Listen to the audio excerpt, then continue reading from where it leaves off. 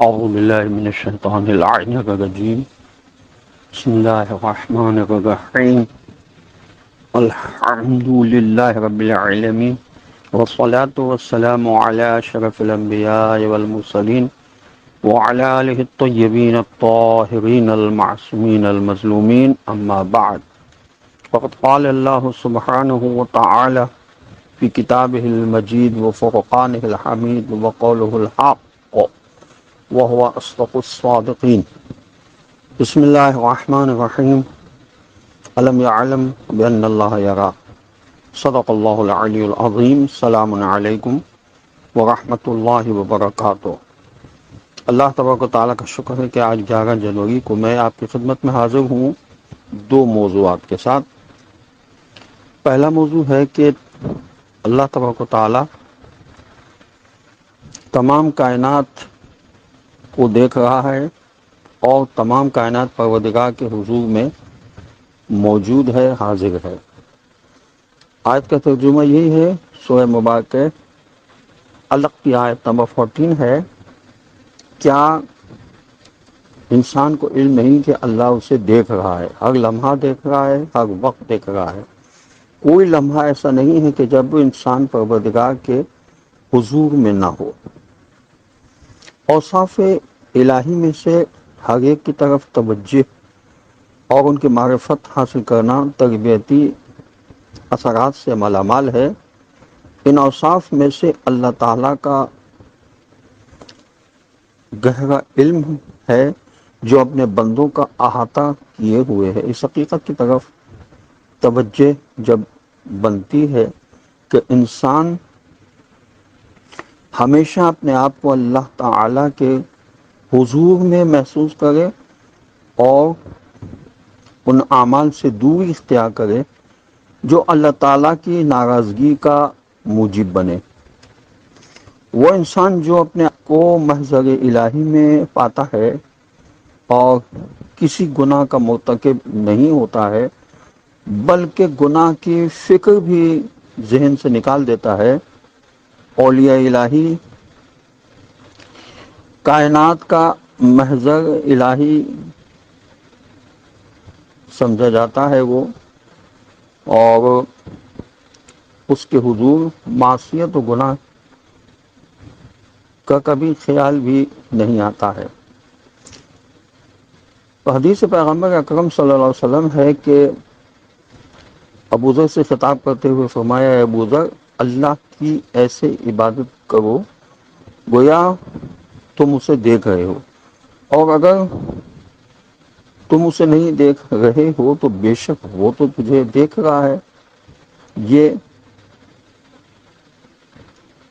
ارشاد القلوب میں حدیث موجود ہے. اگر انسان یہ سوچے کہ وہ ہر وقت خدا کے حضور میں حاضر ہے اور اللہ اسے ہر وقت دیکھ رہا ہے تو وہ بہت سے گناہوں سے بچ سکتا ہے. حضرت یوسف علیہ السلام کا جو واقعہ ہے اس کو احسن القصص قرآن نے کہا ہے، اور اس واقعے کا جو تھیم ہے وہ یہی ہے کہ آخر میں جب زلیخا آخری حجرے میں قفل لگا کر اور وہاں پر جو بت تھا اس بت پر کپڑا ڈال کر جب حضرت یوسف علیہ السلام سے کہتی ہے کہ آ جائیے، اب یہاں کوئی ہمیں نہیں دیکھ رہا ہے، تو حضرت یوسف علیہ السلام فرماتے ہیں کہ تیرا پروردگار تجھے نہیں دیکھ رہا ہوگا، لیکن میں کیا کروں، میرا پروردگار تو مجھے یہاں بھی دیکھ رہا ہے. تو انسان اگر ہر وقت یہ خیال رکھے کہ وہ پروردگار کے حضور میں ہے، پروردگار اسے ہر جگہ دیکھ رہا ہے، تو انسان بہت سے گناہوں سے بچ سکتا ہے. کوشش کی جائے کہ اس پر مزید انسان غور و خوض کرے اور اس پر مزید ریسرچ کرے. انشاءاللہ خدا توفیق عطا فرمائے کہ انسان گناہوں سے بچ سکے. آج کا دوسرا موضوع جو ہے وہ یہ ہے کہ ہم جنس پرستی باعث عذاب ہے، اس کے اوپر انسان غور کرے کہ آج کل ہمارے معاشرے میں یہ چیز کافی پھیل رہی ہے.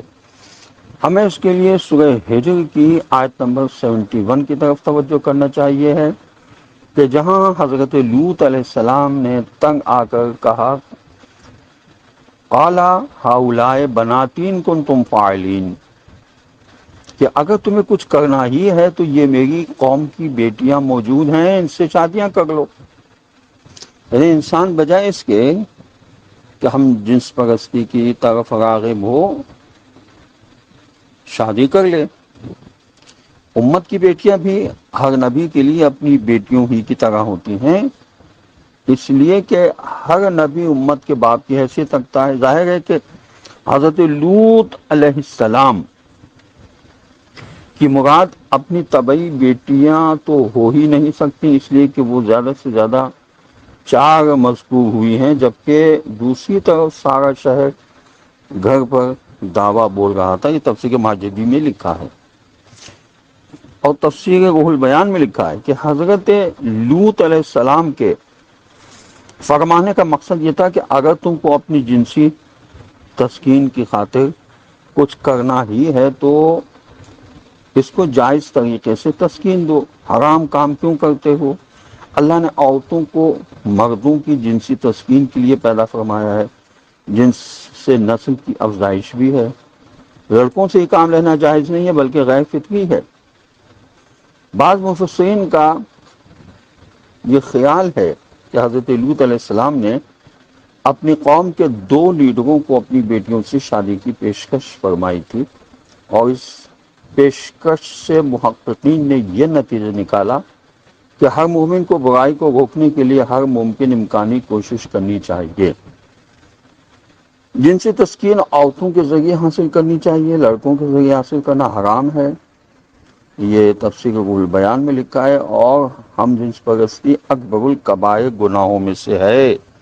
یہ امام رضا علیہ السلام کی معتبر حدیث ہے جو اکثر کتابوں میں وارد ہے۔ تو ہمیں یہ کوشش کرنا چاہیے کہ ہم لوگوں کو اس بات کی طرف رغبت دلائیں کہ جب شریعت نے جائز طریقے سے شادی کا طریقہ ہمیں بتا دیا ہے تو ہم اس طریقے کو اپنائیں، اور خاص طور سے ہمارے نوجوانوں کو اللہ کی ذات پر بھروسہ کرتے ہوئے اگر تھوڑا سا بھی معاش کا بندوبست ہو سکتا ہے تو کوشش کریں کہ شادی کر لیں، اللہ کی ذات پر بھروسہ کرتے ہوئے۔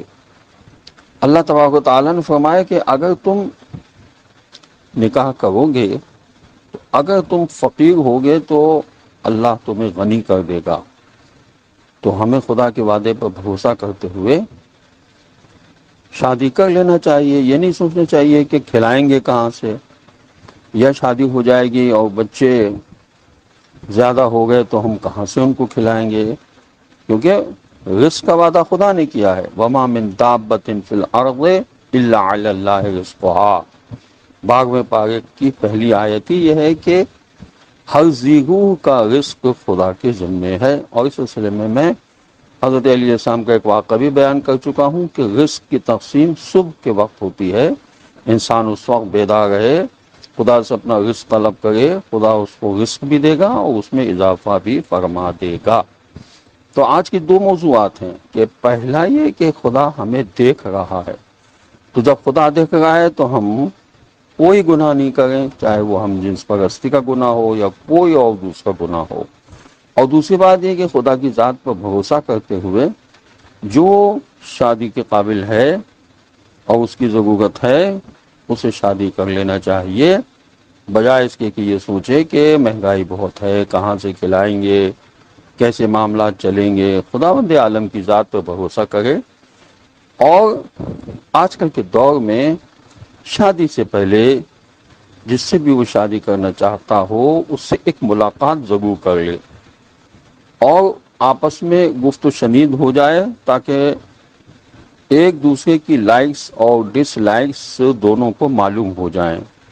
اگر انسان ان چیزوں کا خیال رکھے کہ جس سے وہ رغبت رکھتا ہے، وہ کس چیز سے رغبت رکھتا ہے اور کس چیز سے رغبت نہیں رکھتا، وہ اس کے علم میں آ جائے تو مسائل بہت آسان ہو جاتے ہیں۔ آج کل کے دور میں جو اختلافات ہوتے ہیں وہ زیادہ تر اسی لیے ہوتے ہیں کہ ہم اس چیز کو پسند نہیں کرتے جس کو دوسرا پسند کر رہا ہوتا ہے، اور جسے ہم پسند کر رہے ہوتے ہیں ہم چاہتے ہیں کہ سب اسی کو پسند کریں۔ تو اس سلسلے میں تھوڑی سی توجہ اگر سب دینا شروع کریں تو انشاءاللہ معاشرے میں امن و سکون کی فضا قائم ہو جائے گی۔ خداوند عالم ہم سب کا نگہبان ہو اور ہماری عقلوں کو خدا محمد و آل محمد علیہ الصلوۃ والسلام کے صدقے میں کسی حد تک کامل فرما دے۔ ہم سب کو کوشش کرتے رہنا چاہیے ہے۔